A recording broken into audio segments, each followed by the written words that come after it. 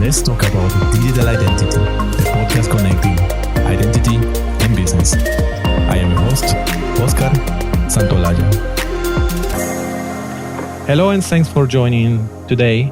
Facial recognition, contact tracing apps are terms that we have been hearing and reading very often in the last months. And we are going to discuss what are the implications in privacy and in the digital identity, and of course, also opportunities related to that. And for that, we have a very special guest and expert in the matter. Let me introduce you, Debbie Reynolds. She is the data diva, is a world-renowned technologist, thought leader, and advisor to multinational corporations for handling global data privacy, cyber data breach response, and complex cross-functional and data-driven projects. Ms. Reynolds is an international published author, highly sought speaker, and top media presence about global data privacy, data protection, and technology issues.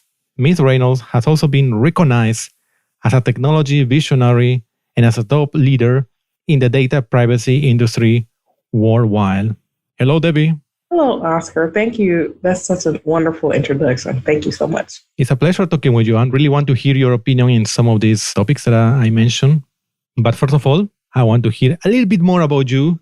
So let us know, how was your journey to this world of privacy and digital identity? Sure. So I have been a data junkie or data geek for many, many years. My first start in technology was working with library systems at times when they were trying to move from card catalogs to digital systems and databases.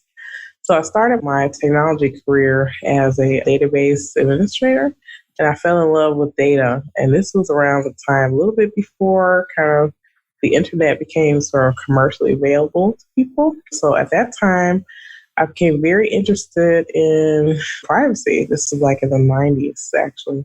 I read a book called The Right to Privacy that came out in 1997. And I was fascinated by the concept. So I was sort of had this parallel journey where I was working more in the data space in terms of helping. I ended up working with multinational corporations, helping them do data movements for legal cases. So moving data around the world and understanding how to do so legally. So I've been doing that for over 25 years. But as I kept sort of keeping tabs on privacy, I didn't realize that it would eventually merge with what I was doing in my regular day job. So eventually, many years ago, about 5 or 6 years ago, I had decided that I was to move directly into privacy.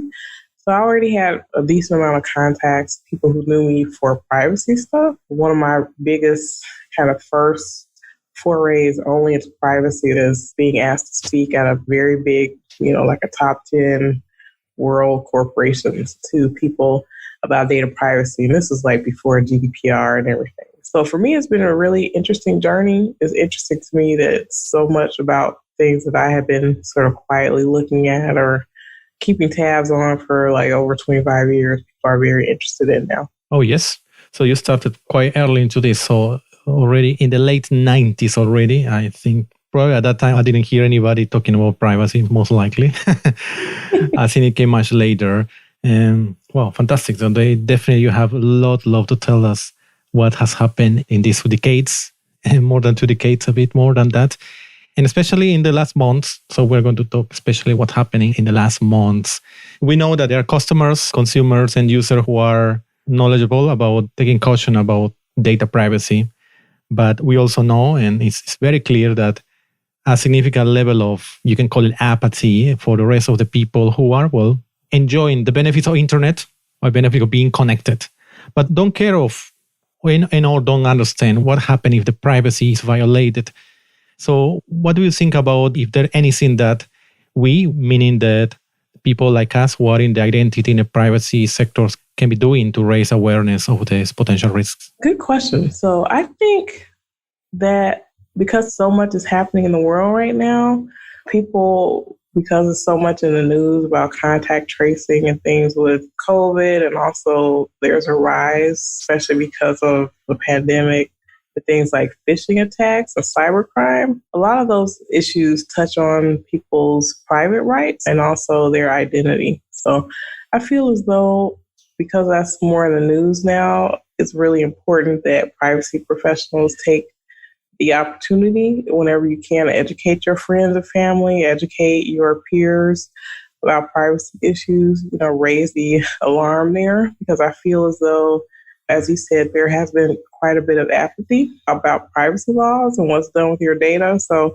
having people really understand the journey that their data takes and the risks, like, for example, let's say you download an app that you're not really sure about, being more aware that not every app is good for you because it may be taking your data and doing different things with it. So just being more cautious and more aware that the threats are out there, and that a lot of times when we read about things in the news, people think, oh, that couldn't happen to me. But I think being able to understand that no one is immune. Anyone can be taken advantage of by phishing attempts, or we all need to be careful about what we do with our health data. But then also the laws in different countries are very different in terms of how that protection goes, where Europe is more protective of people's data and privacy rights, and the US is very different because they think about privacy rights in terms of consumer or patients, as opposed to having privacy be a fundamental human right as it is in Europe. Yeah, so a lot has to do with, we have to continue talking, and everybody we talk with, as I said, family or whoever we have the opportunity to talk with, to always mention the privacy because it affects to everybody. Absolutely. Especially younger people. I feel like they may not really understand the risks. They have played really funny games on their phones and different things like that. They're not thinking about the risk. Like a teenager isn't really thinking about identity theft, for example, because maybe they're not in the world the same way that an adult is. So all those things, especially older people, younger people, people who aren't in technology, who aren't thinking about these things every day, being able to remind them and having conversations with them is very important. Yeah, informing, having the right information is very, very, very important. And related to that is that one of the keywords at these times is contact tracing. So you see in the news, people talk about that. But I know there are many misconceptions about that. So some people don't really understand. So if we start with a definition of contact tracing, so what would be a simple definition, concrete definition of contact tracing? Well, contact tracing, this is complex a little bit. So in my opinion, contact tracing is a profession. It's not an application that you download on your phone. So contact tracing is the profession of having someone who is an expert at being able to talk with people and figure out their contacts, especially in the vein of some type of communicable disease or some health crisis. So that's what contact tracer is. Contact tracing apps, what they do is Apple and Google created a capability on cell phones for phones to literally become beacons where they bounce information off of one another. And it can record contacts that you have with people that you may not even know, where you've been in close proximity to them for 15 minutes or more. And then if you sign up for an app and then some other person signs up for an app, if they test positive for COVID or have a positive test result, they can go into the app and say that. So then what the app will do is go out to anyone within, like, say, 14-day period that you had more than 15 minutes of close proximity with, and it would inform them. But it only does it if the person also has the app and they've also consented to do this tracing. So that's how contact tracing works in terms of apps in a nutshell. If you have heard, I mentioned misconception, have you heard some misconceptions that people have had related to how contact tracing apps work? Well, it's confusing because the way the contact tracing has been set up, what Apple and Google have done, they've set it up so every country has only one contact tracing app, and then every country can decide how they want to implement the application in their country. So it's not all the contact tracing apps behave the same way. The data often is stored in different ways. For example, some countries have decided they want the data to be stored on the person's phone to make it decentralized so that other people can't access it. And then some countries want to do it more centralized, where they're tracking the information in a central location and then they're contacting people. And then there's been a lot of issues worldwide about how not only the differences in how countries enact contact tracing, but how they're really trying to do this and also look at people's privacy. So there was a story in the news yesterday or the day before about the UK and how they had put this contact tracing into service, but they had never done a data privacy impact assessment. So as you know, under GDPR, that's really the first thing you're supposed to do when you're trying to introduce like a new application or a new technology. And they found that after the fact that they had possibly broken some privacy laws based on the way that this contact tracing app was implemented. So in a contrast, countries like Australia, before they ever put the app out to users, not only did they do a data privacy impact assessment, their country saw that there were gaps in their current privacy laws that didn't cover people's privacy for contact tracing apps. So they actually passed like an amendment to their privacy laws to make sure that users understood their rights and also that they were protected against any type of data issue with contact tracing apps. Yeah, that's something also important to notice, that every country has or is implementing in a different way. As you have mentioned, Google and Apple are built like the building blocks for these contact tracing apps, and the countries are implementing in different ways. And of course, in different jurisdictions, there are enough or not enough data privacy laws already in place. In the US, this may strike people as strange, but because the US on a federal level couldn't decide on a privacy app, that every state can decide for themselves. So currently they say there are only about 4 states in the US that actually have approved a contact tracing app. And the rest are either not approved or just not said what they want to do. So it's just very different from country to country and how it gets implemented. And what will be the top privacy implications of this contact tracing? The top privacy implication of contact tracing, in my opinion, is depending on the country you're working in or you're in, people are concerned about the data about their health information getting disseminated outside of a health setting. So let's say Apple and Google, they're private companies, but you may not want Apple or Google to know that you have COVID. So even though the information is the way that they set it up in the app is supposed to be very secure and very private, people are concerned about things like data breach and also having that information spill over outside of health settings. So for example, let's say someone feels like they may not get a job or get a loan, or in the US, because we have private health insurance and not universal health insurance, people may be concerned that they may literally be dropped for their health insurance because someone thinks that maybe this person can't come to work because they're sick or, there's some other type of risk. So the risk is having your very personal private health information possibly be leaked out to the public domain, even though this is a health crisis. So there are things that would typically be private. Like let's say if someone had cancer, they would not have to tell their neighbor that or whatever. So contact tracing is a bit different, where a person who has the virus will be someone who could carry the virus and spread it to other people. So being able to really contact those people and let them know that they need to either seek medical attention or a quarantine, that is very important. But I think the debate is now whether contact tracing apps will really help in that regard. So let's say, for instance, you're in a car, someone else is in their car, and you're close to each other for like 15 minutes. So let's say you're parked in a car, or you're in traffic or something.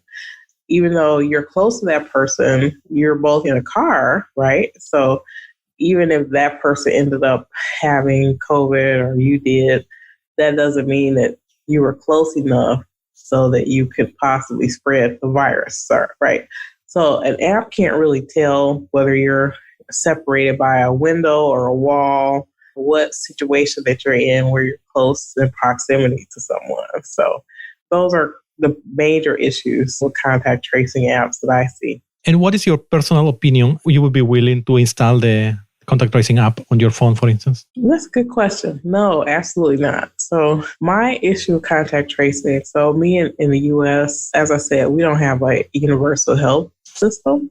So our laws in the US about health information relates to health information in a like patient doctor scenario. So my health information is protected by the privacy laws in the US. The law is called HIPAA. So that my privacy is protected by a HIPAA law if I am exchanging health information with a medical provider. But once let's say if I volunteer the information outside of a health setting or give it to like a contact tracing app, my rights then aren't the same as they are in Europe. So in Europe, your privacy rights follow your data, where in the US, it's not that way. So if I were to give that information to a private company or outside of a health setting, my data is considered consumer data at that point, which has far less protection than health information. And then also if people volunteer their information, they also have like very little recourse for if someone uses or misuses that information. So because of that, that's not something that I would be interested in terms of contact tracing. I think, again, because for me, contact tracing is a profession and not an app. Being able to work with someone in a medical setting, they have the laws and they have the rules in terms of how to protect someone's health information. But it may be very different in Europe, especially because you all have universal healthcare where people aren't as concerned, you aren't going to be dropped from your health insurance because you have COVID, because you all have a universal health system. So to me, I think it's different from country to country based on the laws and the protections that people feel like they have with data. And then to add to it, a lot of people are concerned about data breach. So being phishing attempts or scams that people have where they're trying to get information from you, they're a little bit leery giving more information than they think is necessary. It's very important what you have said about what are the laws in the country you are, because that will define how much you are protected in case you are using, for instance, the contact tracing apps. Another practice that has happened also in some countries is that when you go to a small business, let's say just a bar to a restaurant, either the waiters or the bouncer, we can ask you information. So do some type of contact tracing. What would you say about how this can be done in a secure and somehow compliant way? I think it's tricky because I know a lot of companies now, they're taking people's temperatures, which is not bad in and of itself.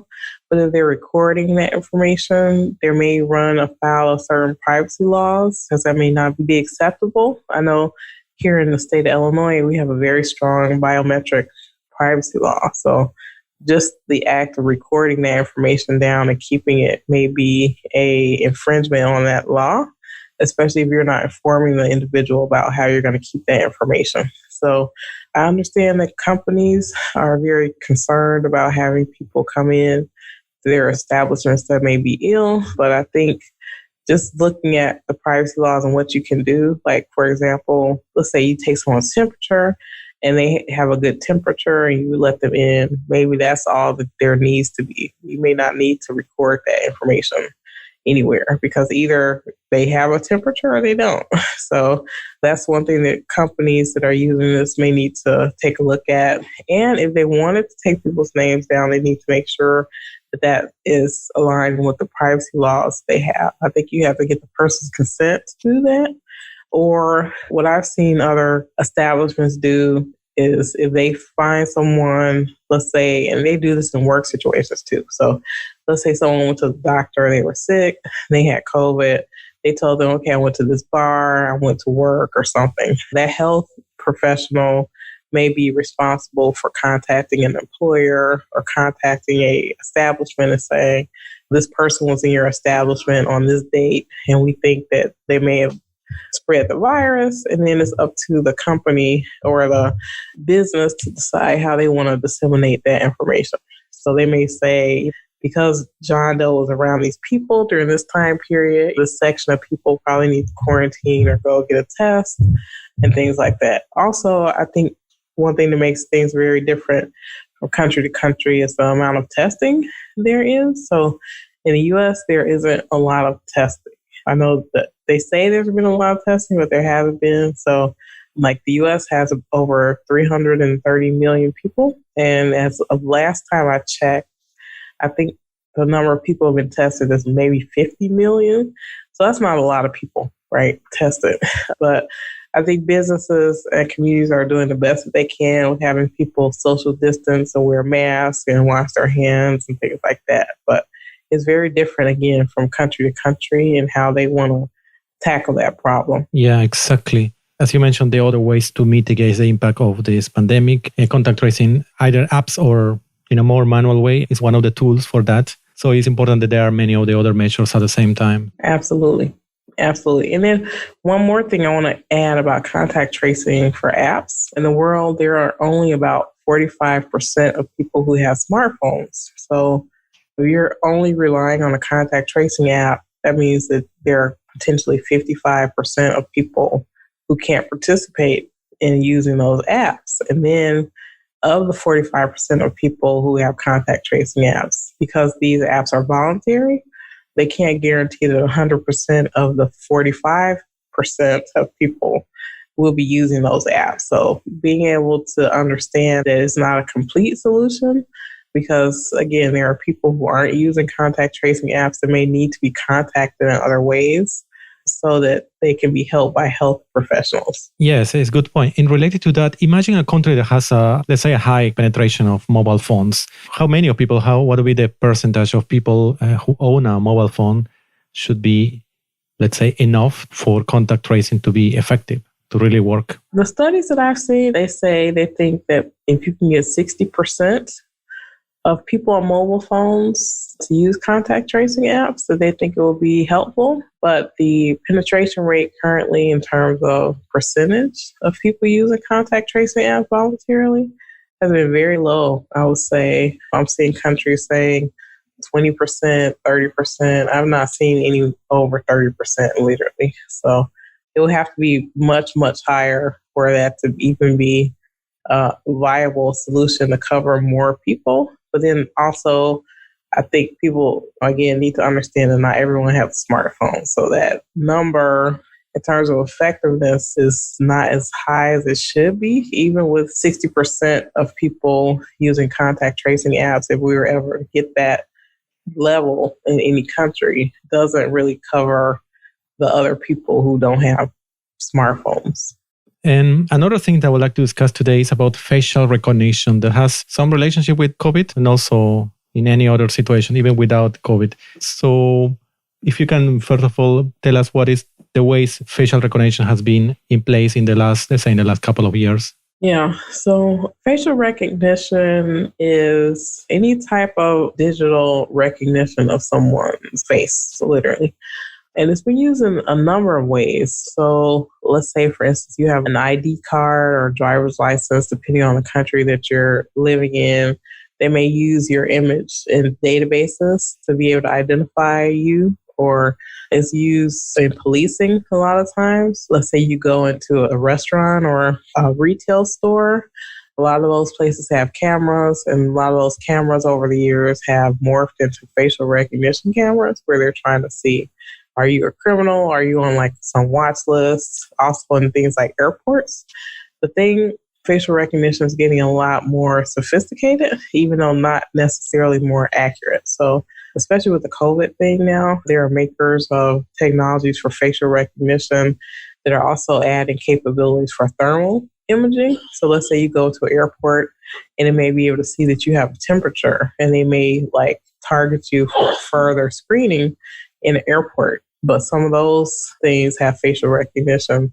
Even some of them are as effective to be able to read people's face through their mask even. So facial recognition is a huge problem around the world because people are concerned about how their images are being used. There was a program that I saw about police agencies trying to use facial recognition databases as like a pre-crime thing. So to try to detect or predict if a person looking at their face, if they would be susceptible to being a criminal or something. So it sounds very science fiction like.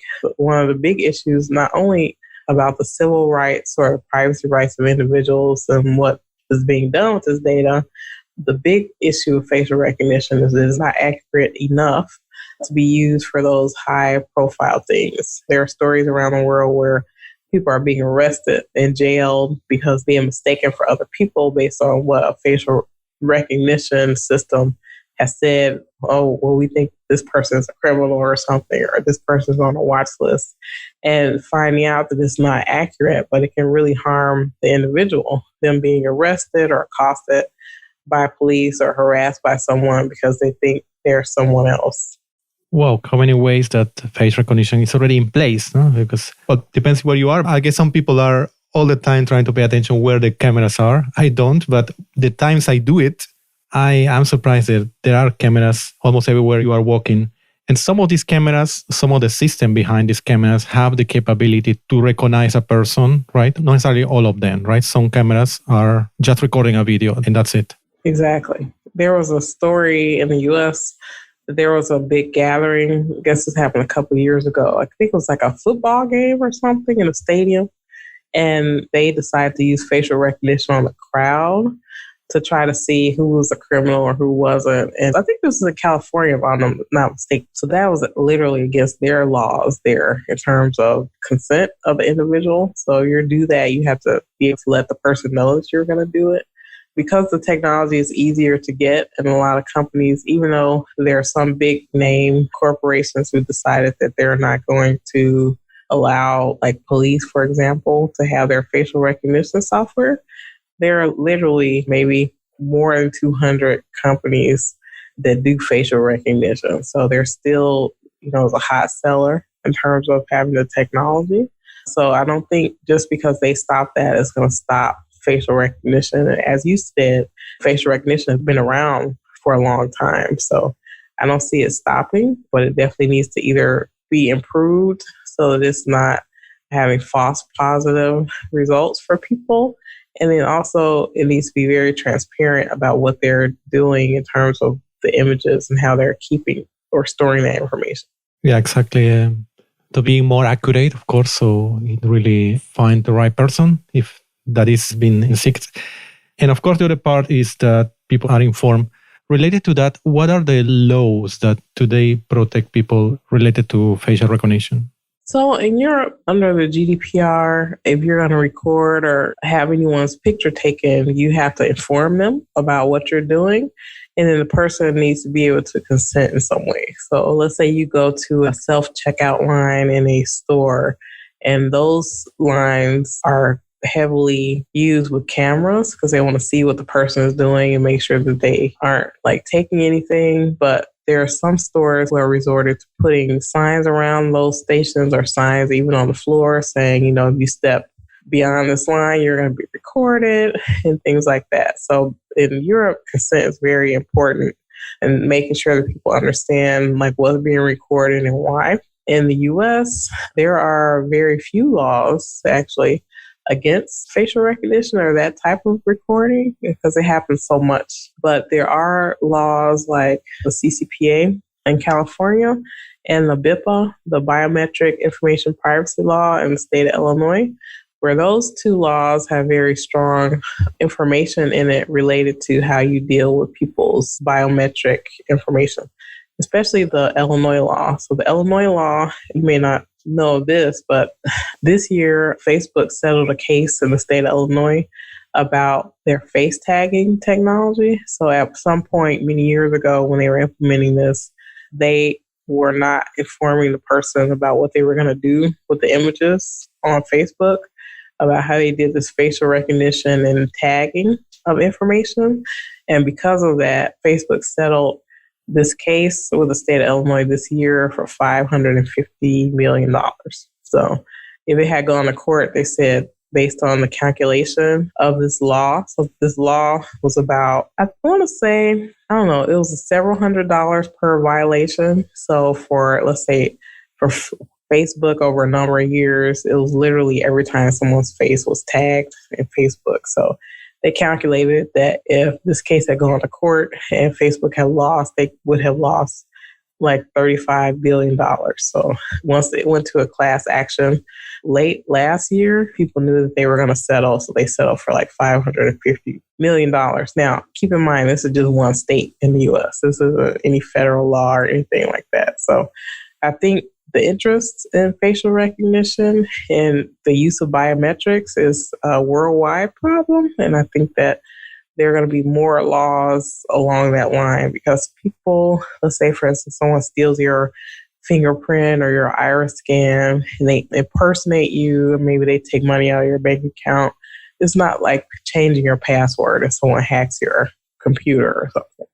No, you can't change your fingerprint or your iris scan, or you can't change your face. So it's a huge issue worldwide about how these things are protected and how laws are written about how companies need to handle this data. I think Europe is way far ahead than other countries on privacy in general in terms of regulation, but I think we're going to start to see a lot more laws around the world that target biometrics and identity systems in particular. Wow, so even Facebook has done some type of facial recognition and get some fines in Illinois. Absolutely. Yeah, so people don't know. So when you're on Facebook and let's say you go to a party and someone takes your picture, even if you're not on Facebook, that person may tag you or write your name in the picture. So Facebook is tracking all that information. So if you're literally voluntarily giving them that information and they're making decisions or they're making connections between you and other people, and then in the US, if you're not a consumer of Facebook, you don't really have any rights to your image at that point. So very different in the EU where your rights sort of travel with you. So it really doesn't matter that you're not a consumer. You know, you could literally make a claim for a company if they have your information regardless of you being a consumer or not. David, we are reaching the end of this conversation with you, but leave us with a tip, a practical tip for anybody to protect a digital identity, especially in this new normal, if possible. Thank you so much, Oscar. So my tip for people to protect their identity, especially on their phones and things like that, I think phishing attempts, I think I saw a statistic that said the phishing attempts are up like, 70%. So as people are working from home or people are doing things that they typically wouldn't do, hackers take advantage of that. So like, let's say you're working at home and maybe you get an email and your IT guy says, "Oh, I need you to give me your password," or something. That's not something that you should be doing. So you shouldn't be divulging your personal information, especially phishing attempts typically are some inbound message where someone's asking you to do something that you wouldn't typically do, and they want you to do it really fast. So let's say you get an email that it looks like it's from your IT guy.